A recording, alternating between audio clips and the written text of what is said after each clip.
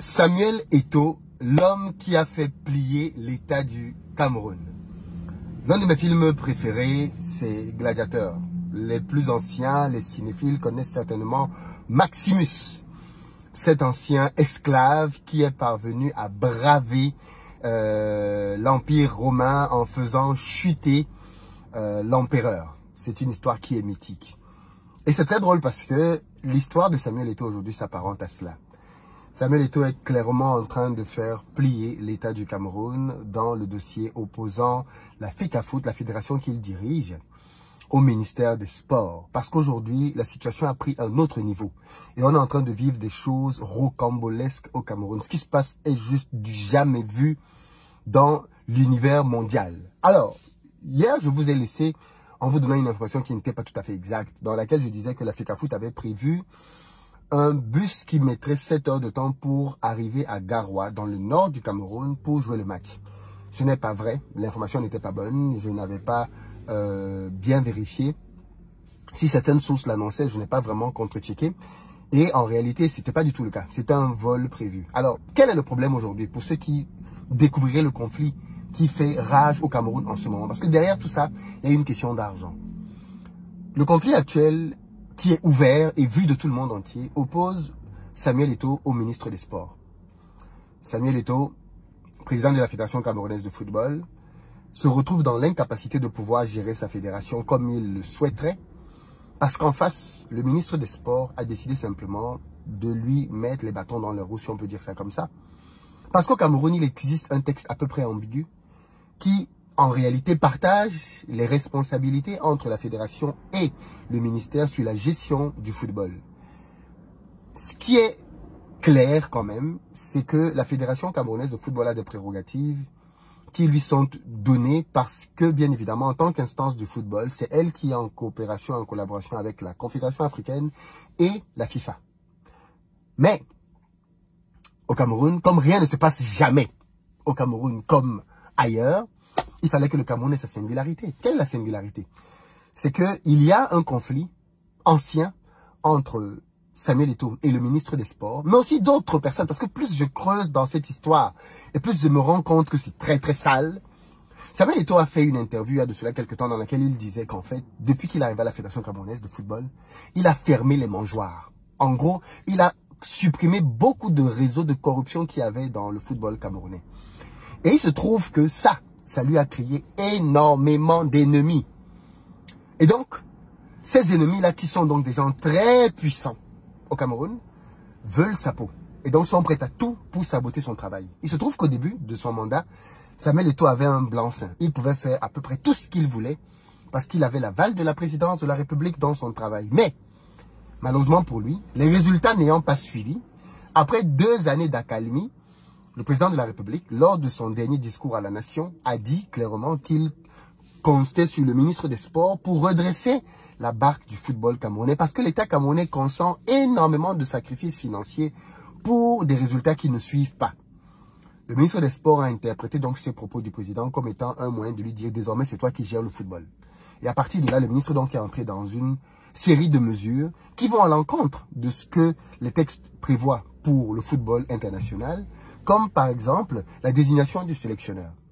Le ministre des Sports a désigné de manière unilatérale un sélectionneur et il est même allé jusqu'à organiser, du moins le ministère des Sports est allé jusqu'à organiser le match, les 2 derniers matchs, en prenant l'hôtel pour les joueurs.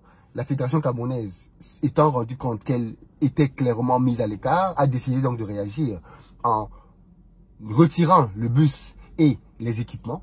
Et bien derrière, le ministère a quand même trouvé des ballons et autres pour que les gars puissent s'entraîner.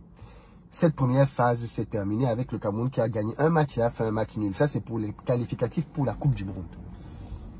Là, maintenant, on s'est dit, entre-temps, ils vont peut-être trouver le moyen de régler ce problème. Eh bien non. Prochaine échéance, septembre, le 7 septembre, qualification pour la Coupe d'Afrique cette fois-ci. Le Cameroun a 2 matchs, un au Cameroun et un deuxième à l'étranger, je crois en Afrique du Sud, quelque chose comme ça.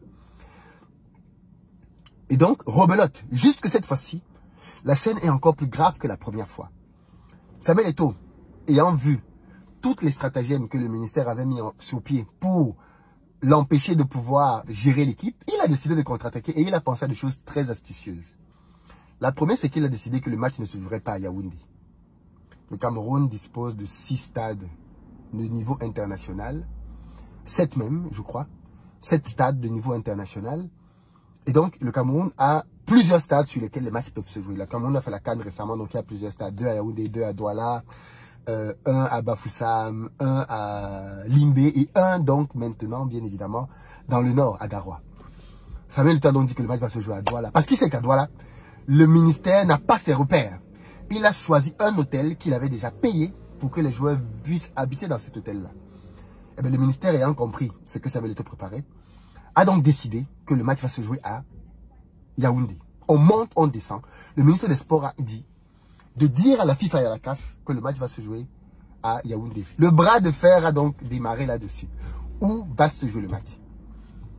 Un troisième acteur a débarqué, l'ONIES. L'ONIES est l'organisme au Cameroun qui est en charge de mettre les stades à la disposition des équipes pour les compétitions.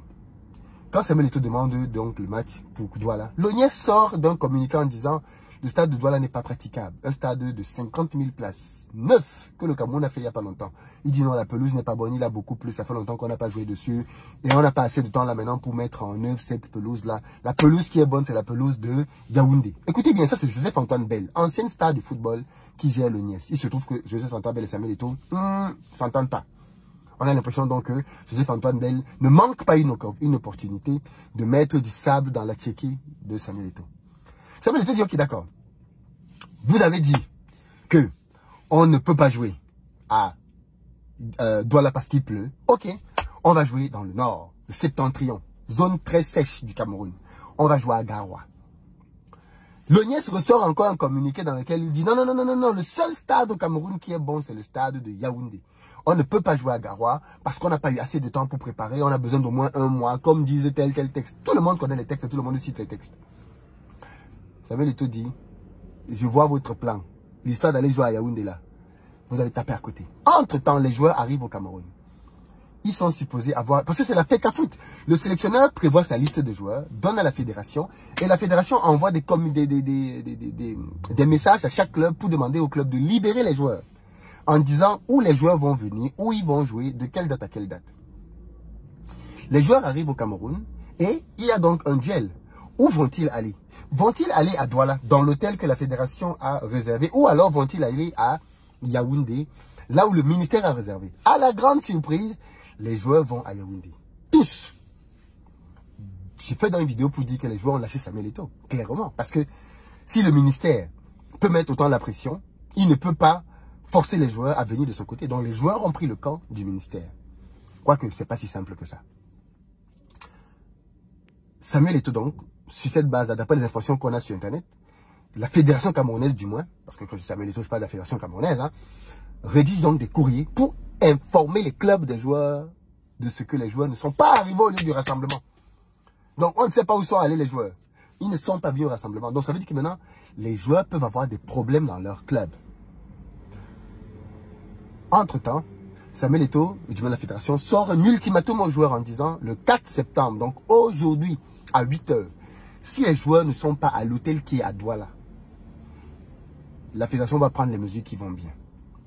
Et là, bien évidemment, c'est un ultimatum. Et quand tu donnes un ultimatum, tu dois t'exécuter. Qu'est-ce qu'on découvre hier soir? On découvre que l'hôtel dans lequel les Lions devaient jouer voit débarquer la sélection camerounaise, mais pas les seniors, pas les juniors, les U20. Donc les gamins. Samuel Eto'o fait venir les gamins, les U20, en disant que si le 4, les joueurs seniors ne sont pas à l'hôtel, les U20 vont jouer le match. Et là, on se dit non, c'est une blague, ça ne va pas se faire, Samuel Eto'o ne peut pas faire ça. Ah bon? Ok.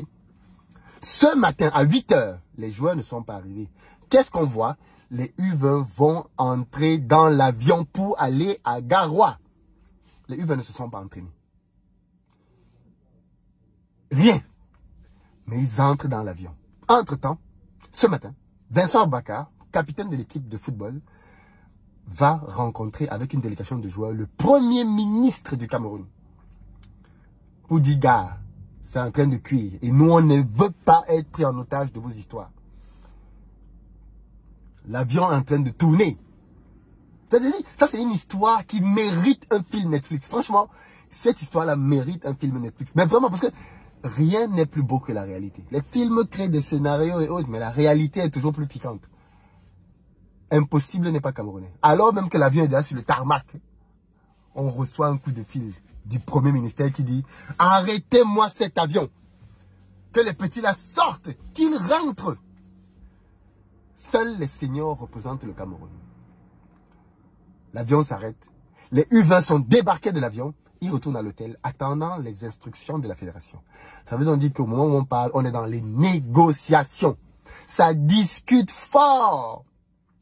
Petit rappel, les amis, pour Back to Africa, les promotions se terminent demain. Si vous n'avez pas pris vos tickets demain, moi, ce n'est pas les ultimatums de Samuel ou de la FECAFOOT. Demain, si vous n'avez pas pris vos tickets, les prix augmentent. Vous pouvez tous les acheter après, mais ce sera plus cher. Donc, il vous reste 24 heures pour prendre vos prix. Si vous ne prenez pas vos billets maintenant, les prix vont augmenter, les amis. Bref, vous avez les liens dans la barre de description. Je reviens pour terminer donc les news. Maintenant donc, les tractations sont en train d'être faites entre la Fédération camerounaise. Alors, j'ai ma source, très introduite, donc ce que je veux dire là est très très vérifié. Les tractations donc, sont en train d'être faites. Parce qu'en réalité, personne n'imaginait que Samuel Eto'o serait allé aussi loin. Personne n'imaginait, parce que la dernière fois, il a plié devant beaucoup de choses. Parce qu'il a été surpris. Mais cette fois-ci, je pense qu'il avait bien préparé son truc. Il a informé les clubs, donc la pression est maintenant sur les joueurs.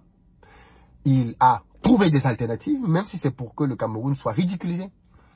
Il ne faut pas que le Cameroun perde sur tapis vert, parce que ça peut être une élimination. Donc, on va jouer, mais avec des enfants qui vont prendre 7-8-0. Mais au moins, la fédération va démontrer à tout le monde que c'est elle qui a le dernier mot quand on parle de football au Cameroun. Voilà donc la situation actuelle au pays. Le football. Et pourquoi tout ceci arrive?